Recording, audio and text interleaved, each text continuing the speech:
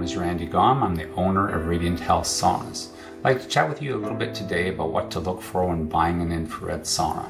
Today I'd like to deal with near versus far infrared saunas and discuss that.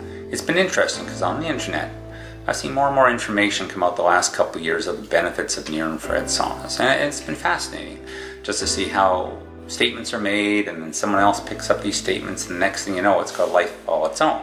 So I thought, wow, let's really check out to see if this is legitimate and really good research. My background, I was a biologist before I was a firefighter, so it was really important to go into PubMed, go into Medline, and see if the research was credible.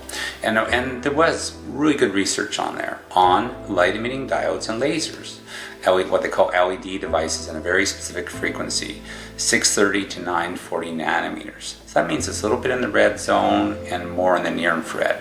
But again, it's not to do with infrared saunas. I couldn't find any research on near infrared heaters and infrared saunas. So you think, okay, the other issue to address is all the research shows it's almost touch, whether it's a petri dish or a body part, it's extremely close or touching the body part. And you think, well, why is that? There's something called the inverse square law. And just to kind of summarize, it means that if you're 6 inches away from something, you take 6 times 6 is 36, you put a 1 over top, and it's 1/36 the intensity. So if you're 10 inches away, it's 10 times 10, it's 100, you put 1 over top, it's 100 the intensity. So you see the research, that's why the researchers always either had it extremely close or touching the LED device. So if you have lights inside the sauna, of course that makes it really tough because you're not touching the lights or touching the heaters. If a company could provide LED lights in the correct frequency and covering the whole wall surface, and fantastic. If someone could actually lean against that, and it would cost thousands of dollars. So I get a little bit skeptical if near infrared lights are put in and there's some bank of lights hidden behind. You can get a lot of LED lights, okay? Christmas tree lights are LED lights. It doesn't mean you're getting the health benefits of it. So the research that I find in the near infrared range is light emitting diodes and lasers in this very specific frequency. So the questions to ask a company if they say they have near infrared, okay, heaters or lights in their sauna, just say, what frequency is it in? What is the surface area of the heaters or the lights? Where are they located? And how far away from the body is it going to be? So that way you'll know, okay, this is the environment that I'm sitting in. So from the research that I can find, I don't see any benefits at all of having near infrared in the sauna. The research that I can find always shows the benefits of far infrared. So that's why I will continue to have a far infrared sauna, and that's what I'll promote unless someone comes out with some new research to support near infrared in saunas.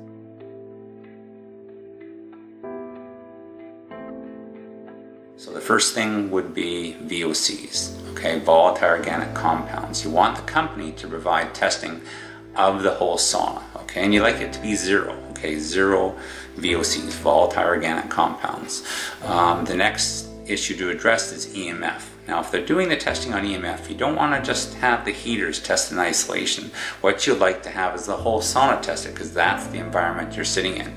And when they do the testing, have it at point-to-body contact, the wooden slats you're leaning against. So they're taking averages. When you walk in the door, it might be 0. Up at the ceiling at 0. You get a lot of readings in your sauna that are 0. By the time you get to the wooden slats you lean against, it could be 10 milligauss, but they can say the average is 2. So what you want, if they're taking averages, all the readings should be at point-to-body contact. The third thing to address would be ceramic heaters versus carbon fiber.